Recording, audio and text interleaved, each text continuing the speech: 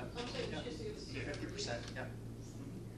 She can't just get it late. We had an individual that left the middle school a few years back that left from what I would say would be a competitive salary on our current Act 93 to make approximately $30,000 a year more to a local district that almost borders us. So I'm just saying this is the opportunity to try to make sure that we build those relationships and make sure that the staff that we have that we want to retain are able to be retained and understand that we value them and support them. Okay, next. Okay, so I missed one. B1, the math teacher that we're hiring for 6th grade. I thought we weren't hiring anybody. Yeah, that was this is the 6th grade, Mr. Barden. Yes. The other one was Mr. Myers. His did not get filled. Oh, okay. Thank you for clarifying. Is there Sure. a reason her resume was redacted and we couldn't see it all? I don't know. It's not there. We can't pull it up right now. Here, no. We'll I just don't check it know for why. next week. I think it's just the personal information. Well, I couldn't get past a certain part of it. I think that was it. I think it was a weird margin. I know Well, what it was cut off right in the middle. Yeah, that's it. That's just a weird one. it's a, yeah. Are we good This is for redacted at the top, I thought. Through E, yes. A through E? We're good.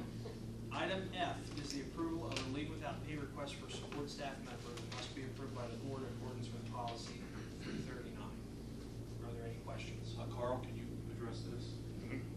It is a policy that needs to be updated and changed. It's a cafeteria, they have no leave, they have nothing. So frankly, this is a policy that is, Nick, I'll say it right here, right now, tonight. Before we get to September, this policy needs to be fixed. Jumps ahead of the line. Thank you. This is like month 6 in a row that we've had it. Correct. So I mean, that isn't policy committee? Yeah. And what it is, unfortunately, it's an area where the people don't get any compensation under, It's 2 hours a day. yeah, the 2 hours a day, they don't have an unemployment any compensation for that, or any time that they can build up or get anything off. So this is the only way it has to be filled by this means, and it's just gonna get kind of creative for Nick and his team of Carrie to I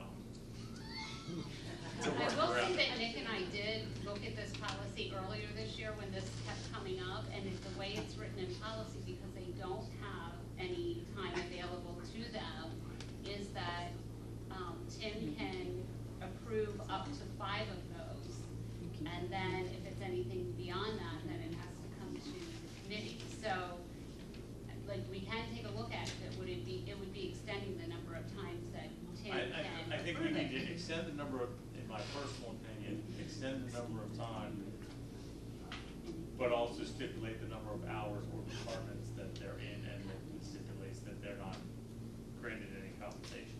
Because knowing the way things are, somebody said, well, you know, then you're gonna get a teacher or something. So, in my personal opinion. Item G is approval of the behavior specialist contract with Elizabeth Reinhardt that it must be voted on by the board in accordance with policy. This position was grant funded for the 24-25 school year and will also be grant funded for the 25-26 school year. Are there any questions? I have some. Just renewal, that's it. Okay. That's it. Now, my question is, if I'm not stepping on you, I'm sorry, Janelle. But the behavior specialist, you say it's fully covered by a grant again this coming year. Does that grant extend beyond 2026? Yeah. To be determined by the state budget Okay. process. Okay. At the current time, it stops at, it was a 2-year grant. Correct. Any other questions? Item H is approval of the updated athletic director job description. With the departure of our current athletic director, it was a priority to review and update our athletic director job description, which has not been updated in many years, to align it with our current goals, priorities, and expectations of the role. Are there any questions? I just wanted to know what it's updated, but I don't know if that has to be executive session material, or I don't. we're just coming into. It's just personnel, person. We went through this and really made sure that we were efficient with it, and many things that were done were removed to be placed into an athletic director type handbook or material to provide. What it appeared to be previously was a job description that was partially incomplete and just ill-advised at the time. So we wanted to update it, make sure it was efficient, and put everything together. I mean, I see it here, I just didn't know what the old one was, okay. And there's a lot of stuff that didn't need to be there. Yeah, okay. Thank you. Everybody good on personnel? Yeah. Yes. Yeah. Moving on to CCMP. Items A through D are recommended updates to board policy as brought forward by the Curriculum, Co-Curriculum, and Policy Committee. In accordance with state law and our policy 003, the board shall exercise leadership through its rulemaking power by adopting procedures and policies for the organization and operation of the district. Item A is the first reading of policies reviewed by the CCMP committee this month. And item B is the final adoption of policies that were reviewed and were on the agenda for a first reading last month. Are there any questions on policies in items A or B? Yes. Can we kick B4 back to curriculum, please? Is there any discussion that we want to have on that? Why don't you tell us your concern? Yeah. I've already been through this a couple times. What we were told prior about the inhalers and the EpiPens does not read that way in this policy.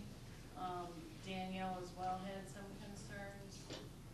Her being a nurse, she has more to say about it than I do, but Elaborate. So, if you actually look at the policy for number 5, why are we having the child demonstrate to the nurse if they have to bring in a note saying the doctor already seen them do it and they're capable of doing it? Since when does a nurse trump a doctor's orders? That's what I want to know. And then, why are we notifying the nurse when it's used? They might as well just go down to the nurse and use it. Like that's Is this It's legal? I mean, counterproductive. it might be a school like law or some code, or I don't know. no, it's not. It's not required by So, Pennsylvania Department of Education or anything like that. I don't know. I'll answer the second question, if that's okay. We got some guidance since the committee meeting that it's not a requirement to notify the nurse. So that needs So taken out. if we kick it back to the committee, we can take that out. What the committee agreed to on Tuesday night was to add student or teacher, so it didn't have to be a student going to the nurse, but rather it could be some type of notification, like the teacher sends an email so that Sally administered her medication.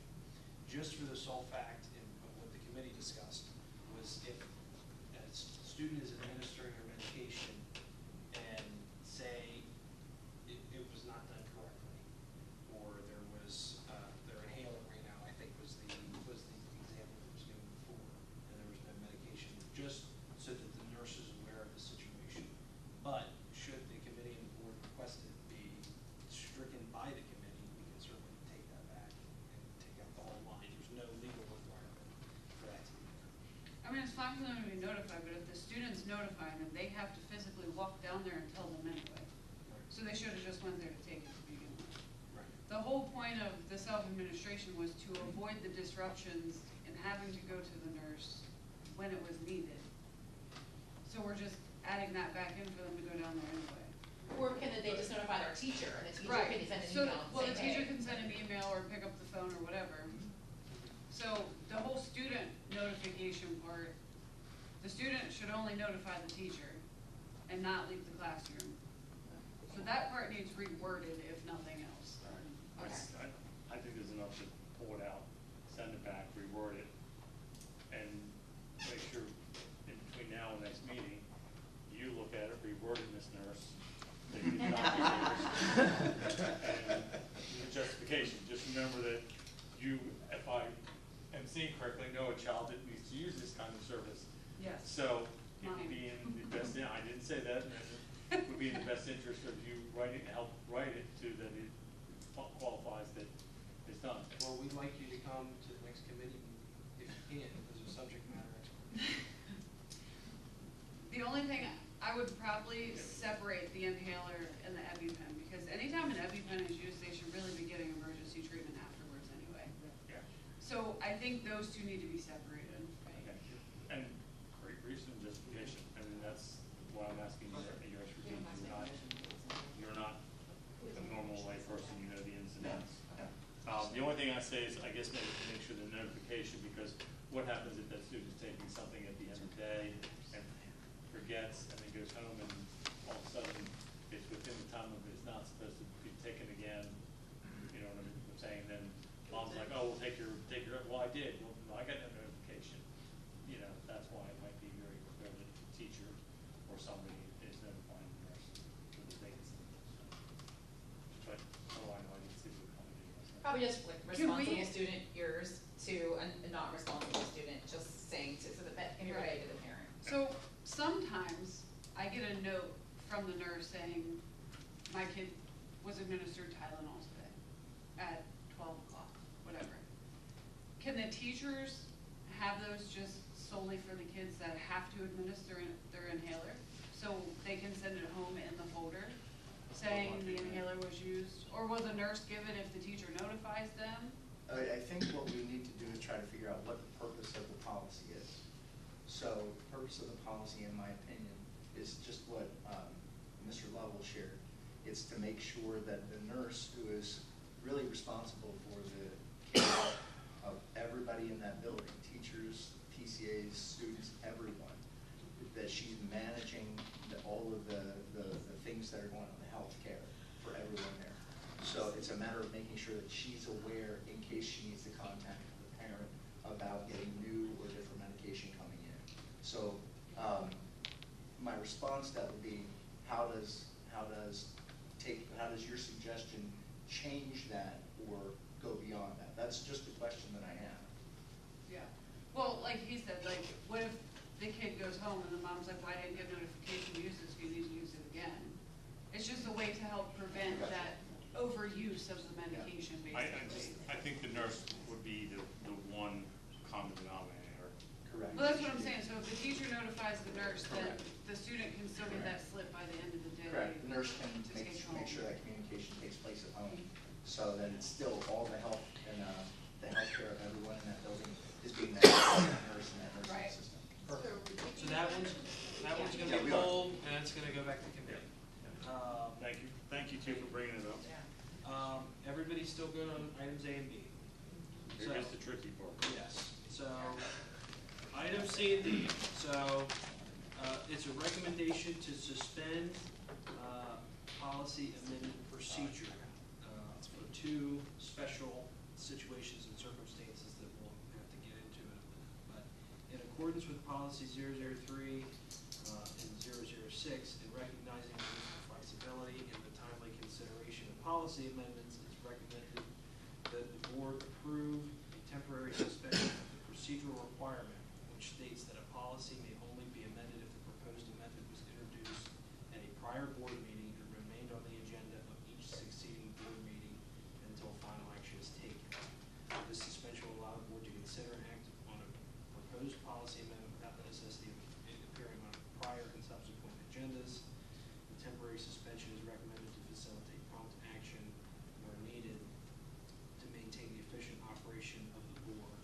And the recommended action is a motion to suspend for the purposes of amending policy 615, payroll deduction, and policy 610, purchases subject to bid, the procedural requirement that I just outlined above. So basically, we're going to be waiving the first reading of those two policies and approving them for a final vote next week. So we would need a 2/3 majority to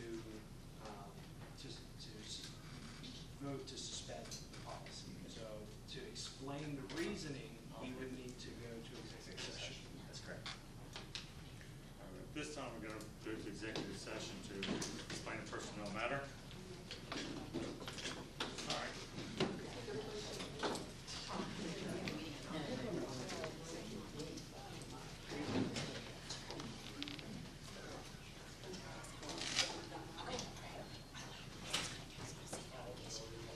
Leave now. You're dismissed. Oh, that's fine.